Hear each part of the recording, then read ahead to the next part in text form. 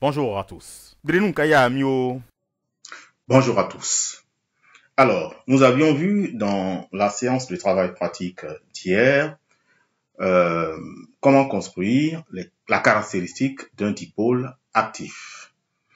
Nous avons déterminé, n'est-ce pas, la courbe de tendance, la droite caractéristique, et donc l'équation de la tension en fonction de l'intensité du courant, et qui donnait une fonction affine dont la constante était la force électromotrice E de la pile. Et donc, ici, nous avons la résistance interne multipliée par l'intensité X, c'est l'intensité, et donc la résistance étant égale à 1. Bien, nous allons aujourd'hui associer, n'est-ce pas, un dipôle actif et un dipôle passif, et voir le point de fonctionnement. Le dipôle actif sera une pile et celui passif sera une résistance. Alors, nous allons de ce fait, n'est-ce pas, oui, voici justement, c'est à ce niveau du cours que nous sommes, et nous allons donc réaliser le montage expérimental suivant. Avec EduWeb, il ne s'agit pas de donner des valeurs numériques aux élèves qui ne savent pas d'où ça vient. Nous voulons, n'est-ce pas, recentrer l'enseignement des sciences physiques, n'est-ce pas, en accord avec la pensée de Louis Pasteur qui dit que enseigner les sciences physiques sans laboratoire est l'image de la stérilité et de la mort. Alors, nous allons donc aller dans notre laboratoire numérique et nous allons, n'est-ce pas, faire nos relevés de valeurs. Construire d'abord, ça c'est la séance de travail pratique numéro 2. Voilà, c'est ce montage que nous devrons faire. Donc, une batterie, une pile, circuit fermé, ici un rhéostat, un interrupteur. On va construire ça déjà tout de suite. Voilà, on va juste agrandir un peu l'écran pour votre confort. Une pile. Alors, un fil conducteur. Un autre fil conducteur. Alors, et donc un interrupteur qu'on va mettre là.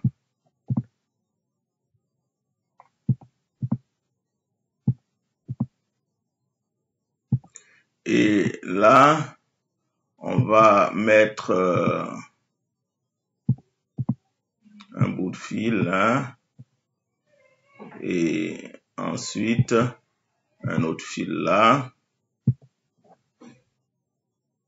Une résistance qui fera office de rhéostat comme on l'a fait hier. Alors, et donc, on va prendre un fil ici. Bien. Et donc, vous pouvez voir que la première boucle, n'est-ce pas, est faite. Déjà. Nous allons mettre, donc, fermer, n'est-ce pas, cette boucle-ci.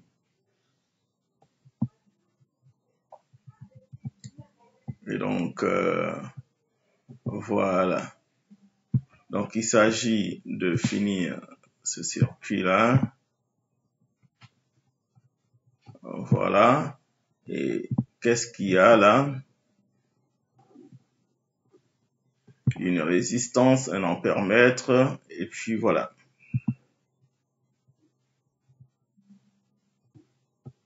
Bien, on va finir de construire ça. Nous allons maintenant installer notre voltmètre.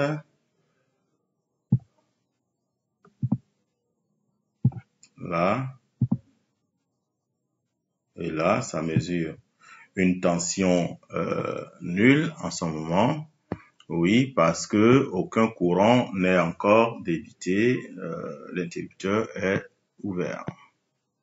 Donc, Et la condition, il faut donner à la pile une résistance interne en décalant d'une gradation, comme c'est de coutume dans notre laboratoire.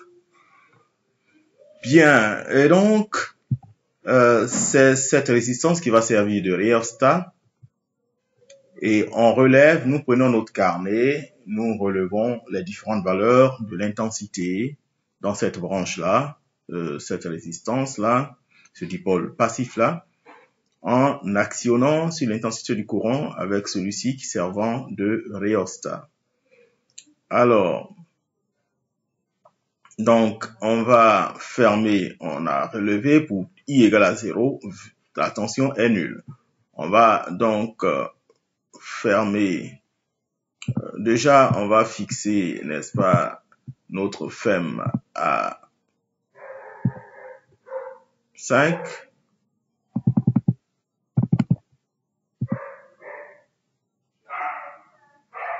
Comme de coutume dans notre laboratoire. Voilà, on l'a fixé à 5. Notre FEM à 5. Pardon. Ça a été bien fixé à 5.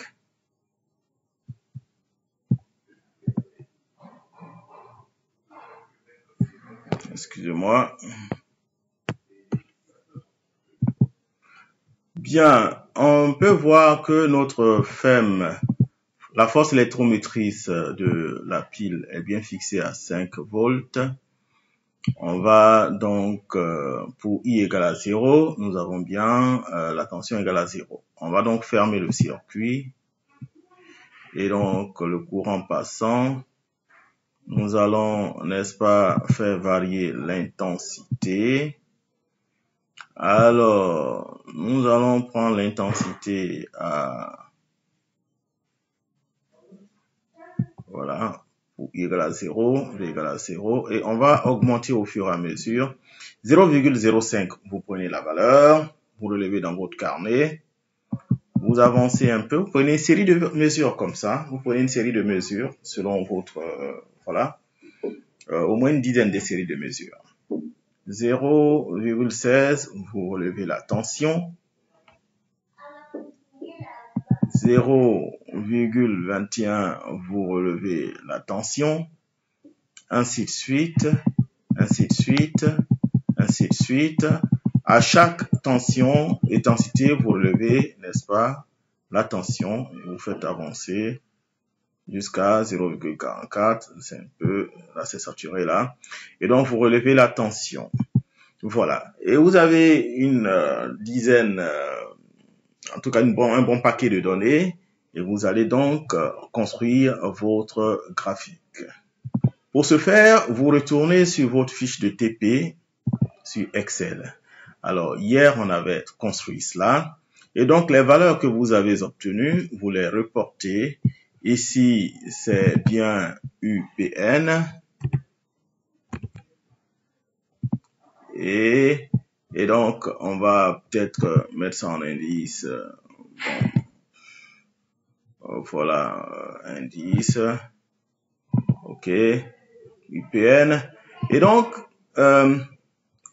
vous allez reporter les valeurs d'intensité dans la colonne des intensités et une autre colonne pour les tensions, n'est-ce pas, aux bornes du dipôle passif.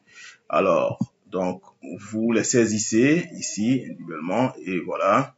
Une fois vous les avez saisis, n'est-ce pas? Alors, donc, j'ai saisi ces valeurs-là et qu'est-ce que je fais? Pour construire, nous avions ce graphique-là. On peut ajouter, n'est-ce pas, les nouvelles données là-dessus. Mais pour faire plus simple, vous sélectionnez à nouveau tout ça, les anciennes données et ça, puisque c'est le point de fonctionnement qu'on veut construire. Donc, nous avons déjà les anciennes données qui donnent les caractéristiques du dipôle actif, et les nouvelles sont les caractéristiques du dipôle passif. Alors, nous voulons les mettre sur le même graphique. Et donc, nous allons dans Insertion. On a tout sélectionné là. On va dans Insertion. On va dans Graphique, nuage de points. Voilà. Et là, ça apparaît là. Bon. Je peux supprimer ça déjà. Je vais choisir, n'est-ce pas, mon type de graphique. Disposition. Voilà. Abscisse et ordonnée. Hein. Voilà. Titre de l'axe, ça c'est I. Je mettrai I ici et je mettrai U là.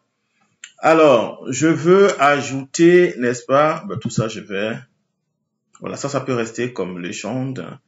Bon, je vais ajouter les courbes de tendance. Vous cliquez droit et ajouter la courbe de tendance. Vous pouvez même ajouter, n'est-ce pas, définir l'interception. Pardon, qu'est-ce que je raconte? Ou décocher cela plutôt. Il passe pas par 0 dans tous les cas. Alors. Afficher l'équation sur le graphique, c'est fait, l'équation est là. Et afficher le coefficient de corrélation, de détermination sur le graphique, n'est-ce pas? Voilà. Bon, je vais juste mettre ça en bleu pour dire que bleu pour bleu. Voilà. Et ça, pareil, j'ajoute la courbe de tendance. Voilà. Je vais afficher aussi son équation et afficher, n'est-ce pas, le coefficient de corrélation, c'est-à-dire la corrélation entre la courbe et, n'est-ce pas, et les points, la série de points. Ici, nous avons 100% égale à 1. Ici, nous avons 0,99%. Bien, je vais choisir la couleur caractéristique. Voilà. Bien, voilà. Maintenant, je vais les mettre dans la même échelle.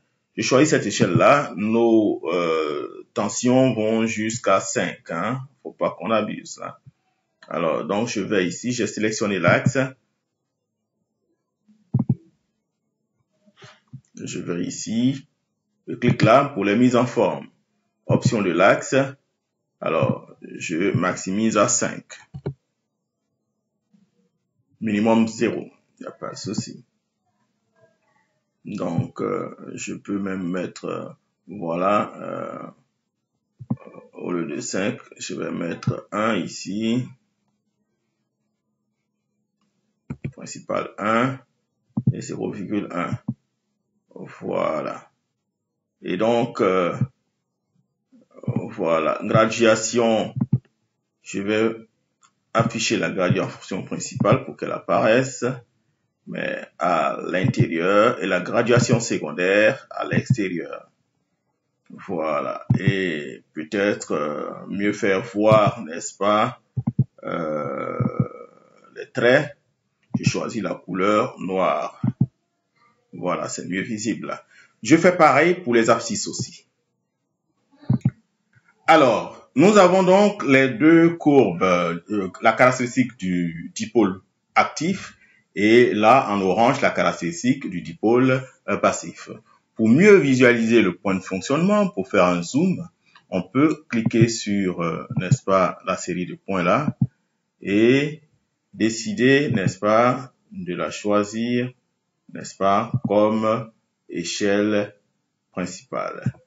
Alors, comme axe principal, pardon.